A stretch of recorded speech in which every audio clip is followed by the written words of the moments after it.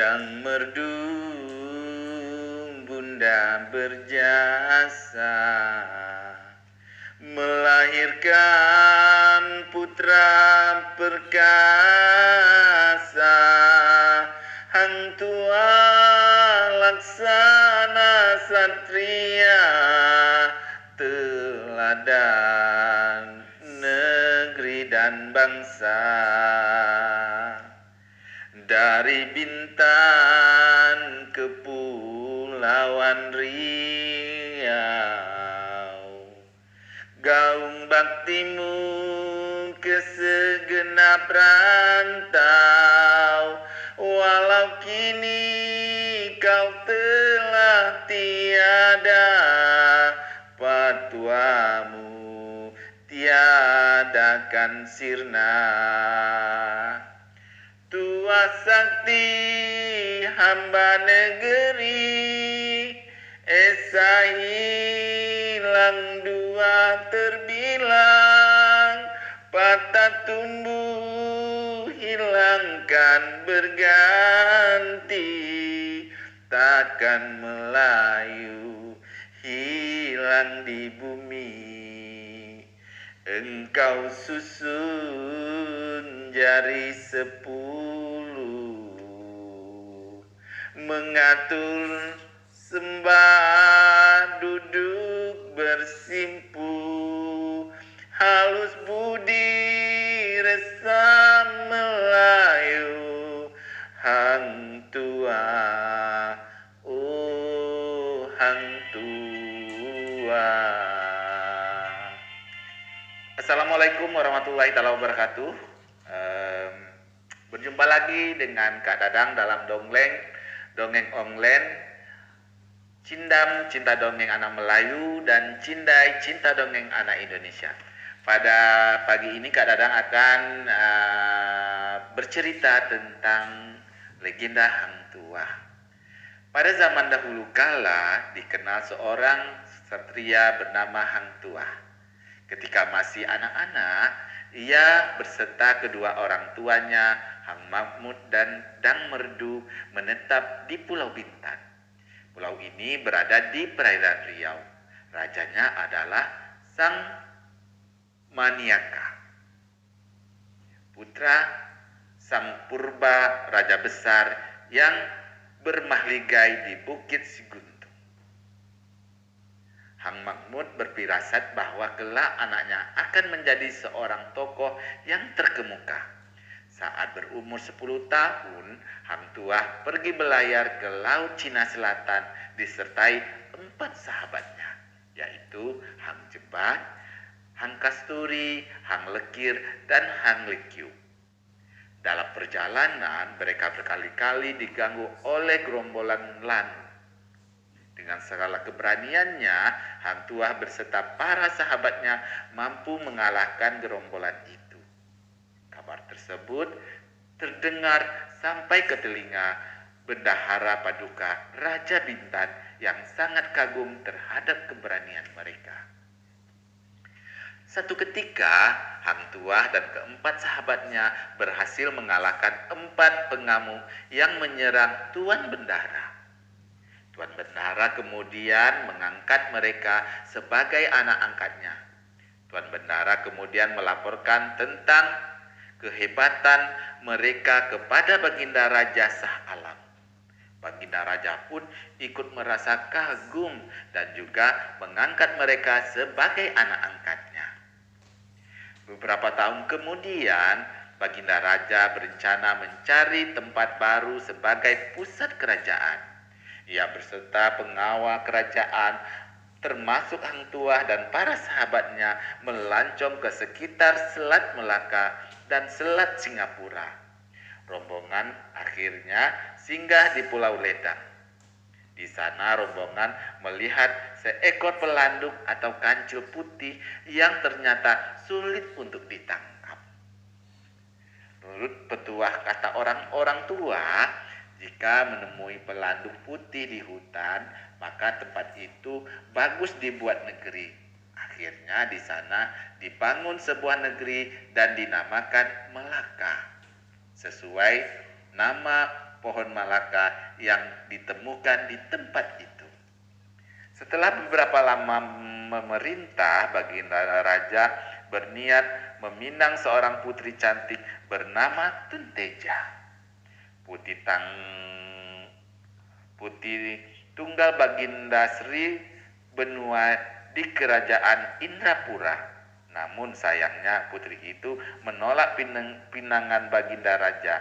Akhirnya Baginda Raja meminang Raden Galuh Mas Ayu putri tunggal Sri Bahtera Majapahit, raja besar di tanah Jawa. Sehari menjelang pernikahan, di istana Majapahit terjadi sebuah kegaduhan. Tamingsari, prajurit Majapahit yang sudah tua tetapi amat tangguh, tiba-tiba mengamuk. Mengetahui keadaan itu, Hang Tuah kemudian menghadang Tamingsari. Hang Tuah mempunyai siasat cerdik dengan cara menukarkan kerisnya dengan keris Tamingsari. Setelah keris bertukar, Hang Tuah kemudian berkali-kali menyerang Tamingsari. Tamingsari baru kalah setelah keris sakti yang dipegang Hang Tuah tertikam ke tubuhnya. Hang Tuah kemudian diberi gelar Laksmana dan dihadiahi keris Tamingsari. Baginda Raja bersama istri dan rombongannya kemudian kembali ke Melaka. Setelah bertahun-tahun negeri ini aman dan tentram, Hang Tuah menjadi Laksmana yang amat setia kepada Raja Melaka dan amat disayang serta dipercaya Raja. Hal ini menimbulkan rasa iri dan dengki prajurit dan pegawai istana. Suatu ketika tersebar fitnah yang menyebutkan bahwa Hang Tuah telah berbuat tidak sopan dengan seorang dayang istana. Penyebar fitnah itu adalah Patih Kermawijaya yang merasa iri terhadap Hang Tuah. Baginda Raja marah mendengar kabar itu. Ia memerintahkan bendahara Paduka Raja agar mengusir Hang Tuah. Tuan Bendahara sebenarnya enggan melaksanakan perintah Baginda Raja karena ia mengetahui Hang Tuah tidak bersalah.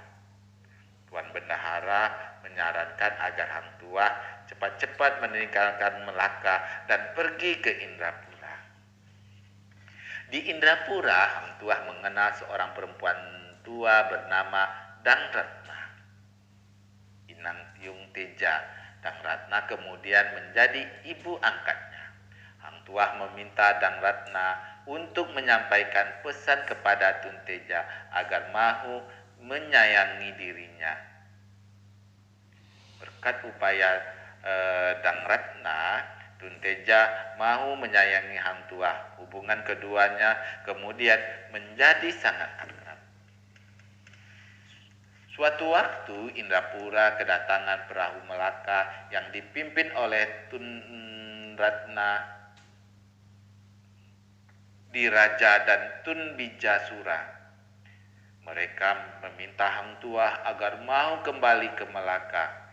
Tun Teja dan Dang Ratna juga ikut bersama rombongan. Sesampainya di Melaka, Hang Tuah kemudian bertemu dengan Baginda Raja. Hang Tuah berkata, "Mohon maaf Tuan, selama ini hamba tinggal di Indrapura. Hamba kembali untuk tetap mengabdi serta setia kepada Baginda."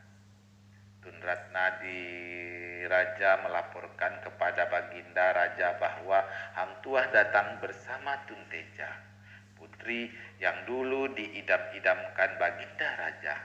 Singkat cerita, Tun Teja akhirnya bersedia menjadi istri kedua Baginda Raja meskipun sebenarnya ia menyayangi Hang Tuah.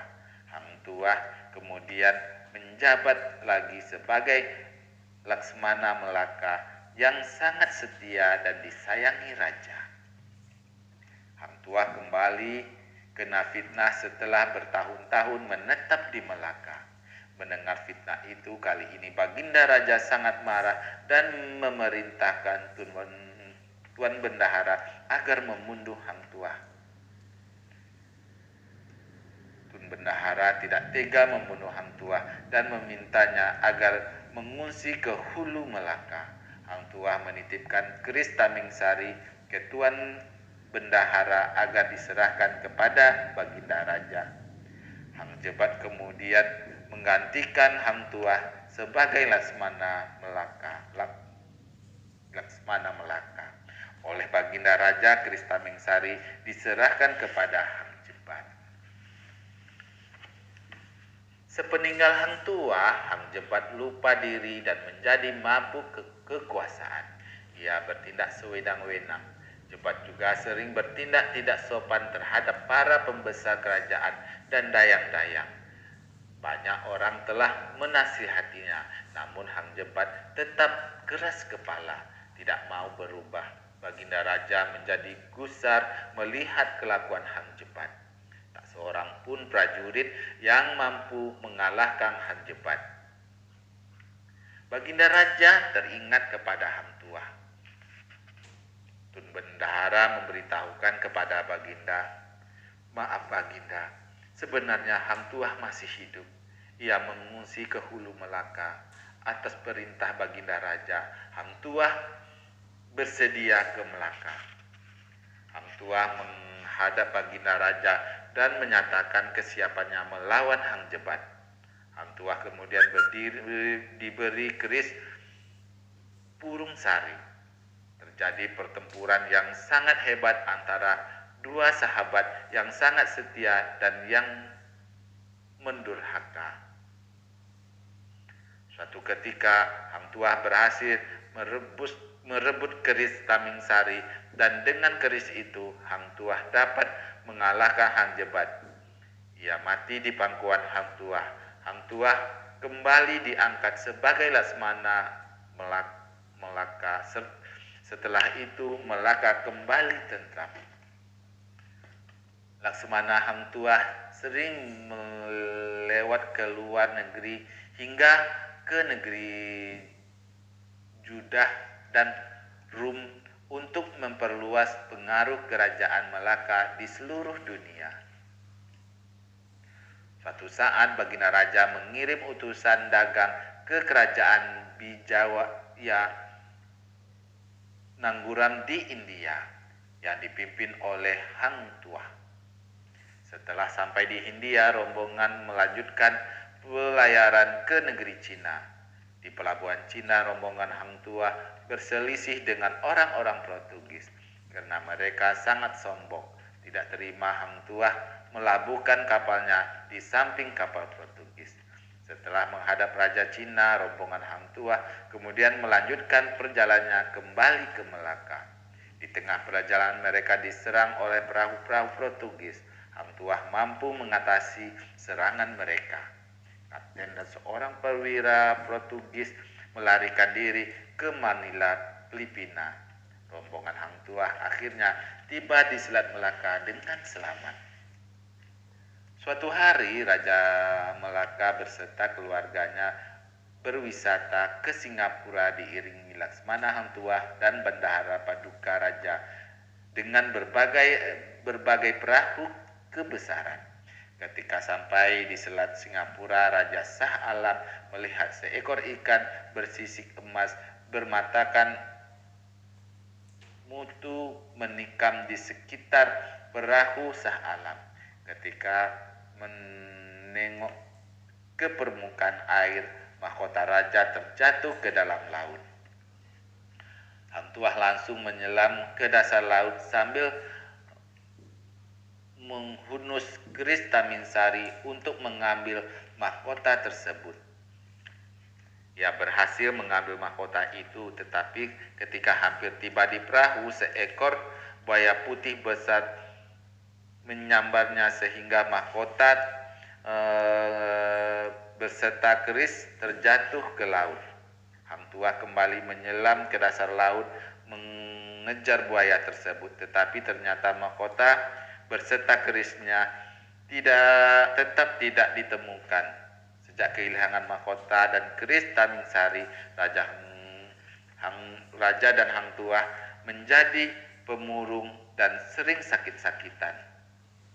Sementara itu, Gubernur Portugis di Manila sangat marah mendengar laporan kekalahan dan perwiranya berhasil melarikan diri. Setelah beberapa bulan melakukan persiapan, angkatan perang Portugis berangkat menuju Selat Melaka. Di tempat ini mereka memulai serangan terhadap Melaka yang menyebabkan banyak prajurit Melaka kewalahan. Pada saat itu Hang Tuah sedang sakit keras. Baginda Raja memerintahkan Tuan Bendahara untuk meminta bantuan Hang Tuah. Meski sakit, Hang Tuah tetap bersedia ikut memimpin pasukan melawan Portugis. Kata Hang Tuah kepada Baginda Raja, "Apa yang kita tunggu? Kita secepatnya harus mengusir mereka dari sini." Dengan ketangguhan, Hang Tuah masih mampu menyerang musuh, baik dengan pedang maupun meriam. Namun sebuah peluru mesiu Portugis berhasil menghantam Hang Tuah. Ia terlempar sejauh 7 meter dan terjatuh ke laut. Hang Tuah berhasil diselamatkan dan kemudian dibawa dengan perahu mendampirahi kembali ke Melaka. Seluruh perahu, petinggi dan pasukan Melaka juga kembali ke kerajaan. Demikian pula halnya pasukan Portugis kembali ke Manila karena banyak pemimpinnya yang terluka. Peperangan berakhir tanpa ada yang menang dan yang kalah.